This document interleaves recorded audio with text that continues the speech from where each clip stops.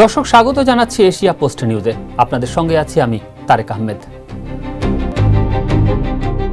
চীন থেকে কেনা হচ্ছে 20টি যুদ্ধ বিমান, ব্যয় 26,000 কোটি টাকা।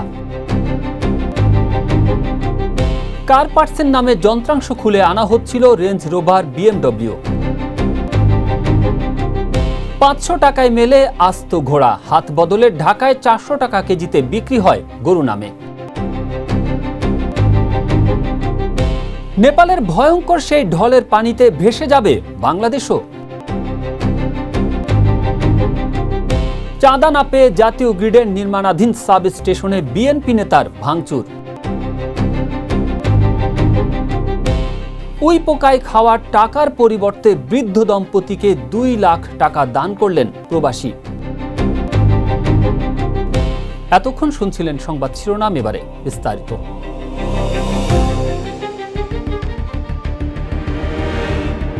বাংলাদেশের আকাশ প্রতিরক্ষা শক্তিশালী করতে গত বছরের 5 এপ্রিল তৎকালীন অন্তর্বর্তী সরকার চীন থেকে G2G পদ্ধতি অথবা চীনের যুদ্ধবিমান প্রস্তুতকারী প্রতিষ্ঠান China national arrow technology import and এক্সপোর্টের সঙ্গে সরাসরি আলোচনার মাধ্যমে যুদ্ধবিমান কেনার কথা জানিয়েছিল।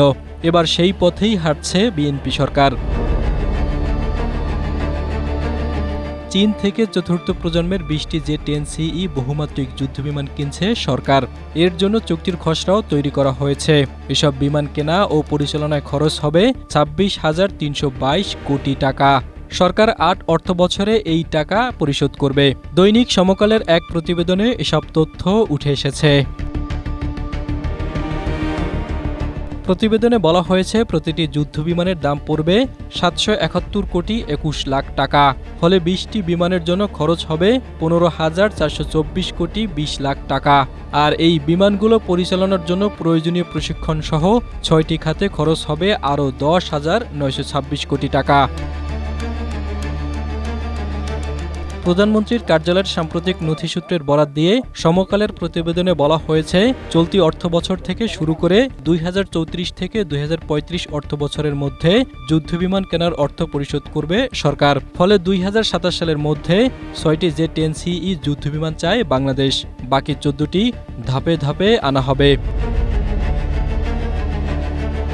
শব্দের চেয়ে দ্বিগুণ গতিতে উঠতে সক্ষম J-10CE যুদ্ধবিমান আক্রমণ এবং প্রতিরক্ষা উভয় কাজে ব্যবহার করা যায়। বর্তমানে বাংলাদেশের কাছে থাকা সব যুদ্ধবিমানই প্রতিরক্ষামূলক। বিমান বাহিনীর সাবেক এক কর্মকর্তা জানান, J-10CE তুলনামূলক ছোট রানওয়ে ব্যবহার করে উড্ডয়ন ও অবতরণ করতে পারে, দ্রুত গতিপথ পরিবর্তন করে হামলা এবং প্রতিরোধ করতে পারে। রাফাল এবং J-10CE উভয়ই 4.5 প্রজন্মের যুদ্ধবিমান, কিন্তু রাফালের চেয়ে J-10CE এর রাডার শক্তিশালী বলে মনে করা হয়। জাহিদুল ইসলাম, এশিয়া পোস্ট।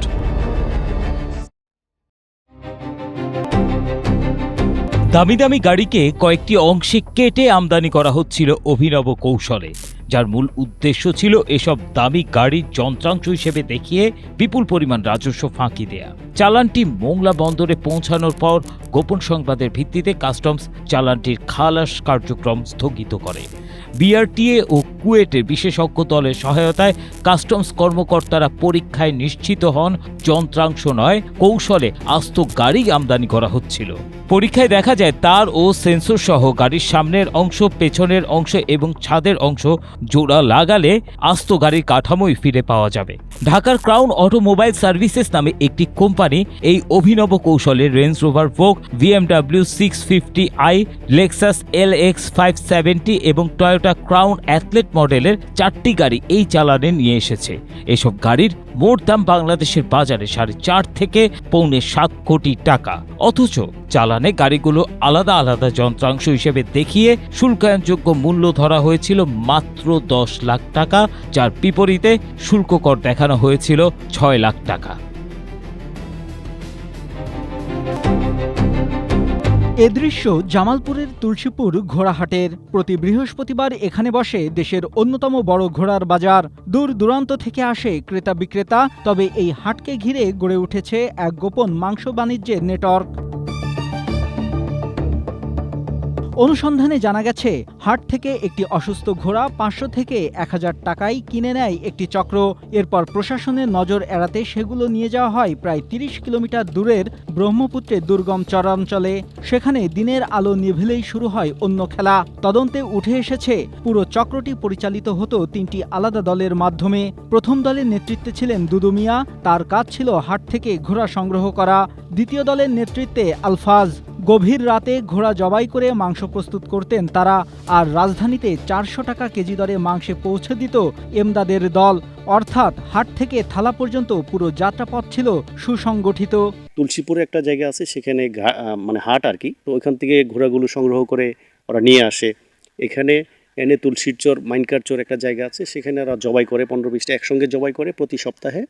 এগুলো আবার ট্রাকের মাধ্যমে ঢাকায় পাচার করে এবং ঢাকা থেকে বিভিন্ন রেস্টুরেন্ট, হোটেলে এগুলো বিভিন্ন খাদ্যের অনুযায়ী, যে কালো ভুনা বা কাবাব টাবাব, এভাবেই তারা এটা মাংসটাকে বিক্রি করে। তদন্তে জানা গেছে নির্জন মানিকার চরেই জবাই করা হতো ঘোড়াগুলো। স্থানীয়রা বলছেন গভীর রাতে সেখানে নিয়মিত অচেনা লোকজনের আনাগোনা ছিল, তবে ভেতরে কি চলতো সে বিষয়ে তাদের ধারণা ছিল না।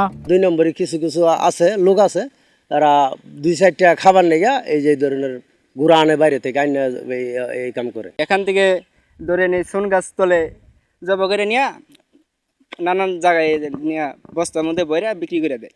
এরা তো অনেক খারাপ। সাথে আইতের 10টা ফোন তো এই আমরা চলি, আমরা মানুষের ফারাফার করি।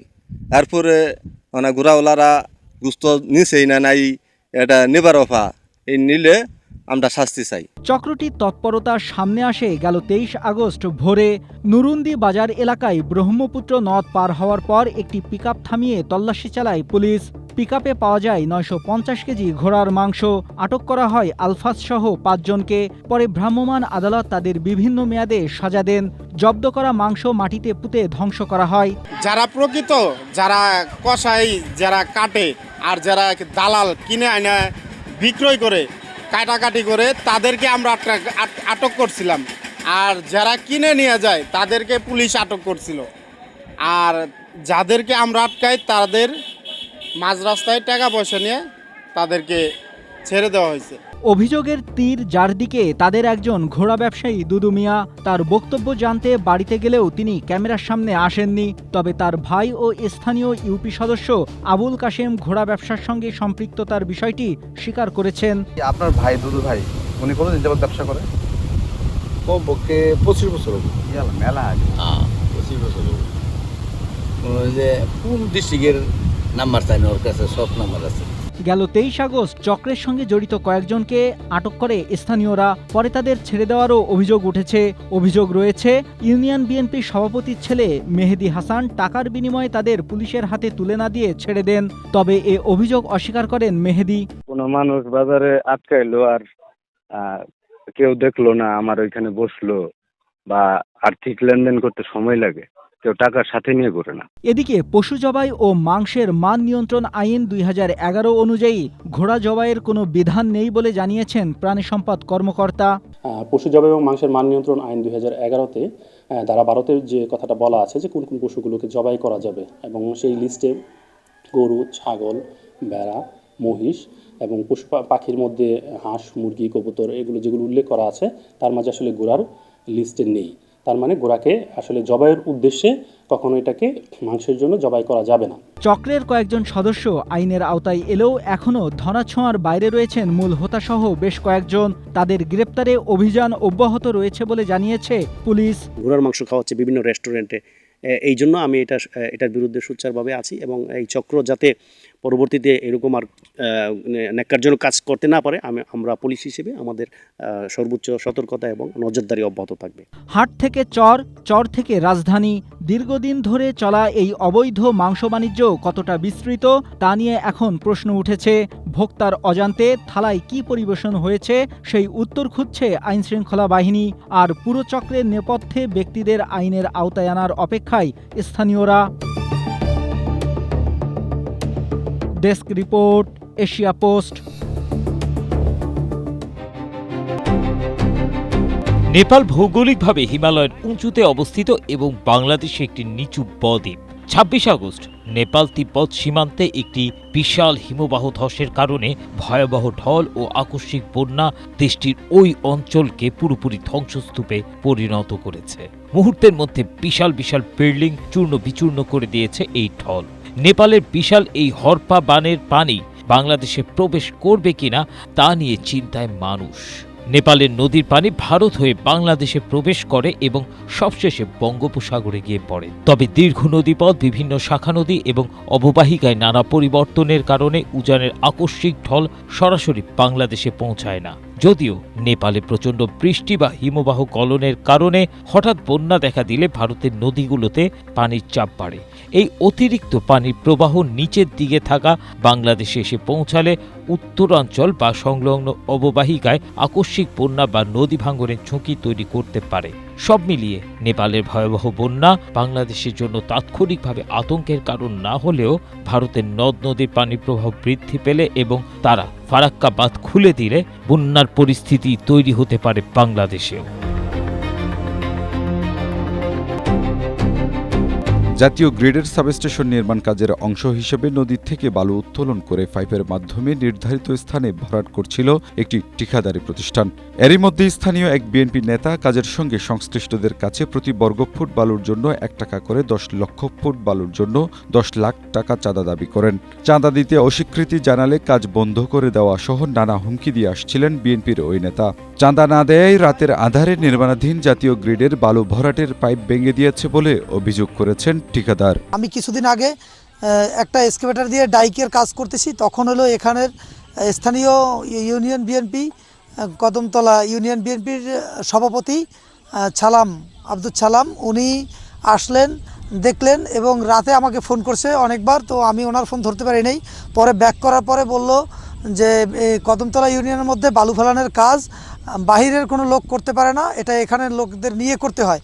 সেক্ষেত্রে যদি কেউ করে আমাদের নিয়ে করবে, আর যদি না করে তাহলে প্রত্যেক ফুট বালুতে 1 টাকা করে আমাকে চাঁদাই দিতে হবে। 1 টাকা করে দেয়, সমন্বয় করে কাজ করে সবাই। তবে অভিযুক্ত ইউনিয়ন বিএনপির সভাপতি সাবেক ইউনিয়ন চেয়ারম্যান আব্দুল সালাম চাঁদা চাওয়ার অভিযোগ অস্বীকার করে জানান তিনি কোনো চাঁদা চাননি। স্থানীয় কিছু ছেলেরা চা পানির খরচ চেয়েছিল, যা তিনি মীমাংসা করে দিয়েছিল।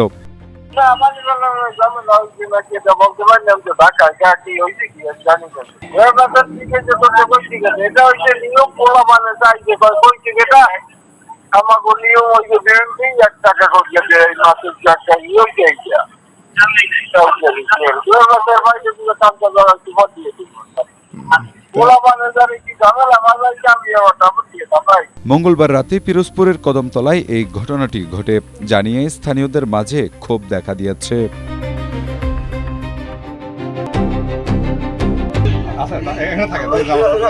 টাকার বান্ডিলগুলো কপালে চেপে ধরে অঝরে কাঁদছেন এক বৃদ্ধ, আর পাশে দাঁড়িয়ে আঁচল দিয়ে চোখের পানি মুছে চলেছেন তার স্ত্রী। এই কান্না কোনো বিষাদ বা হাহাকারের নয়, তিল তিল করে জমানো সম্বল 2 লাখ টাকা ইঁদুর ও উইপোকা কেটে শেষ করার পর হারানো স্বপ্নকে নতুন করে ফিরে পাওয়ার অনাবিল স্বস্তির অশ্রু এটি। সেই ধার আমার বাস করতে গেছিল।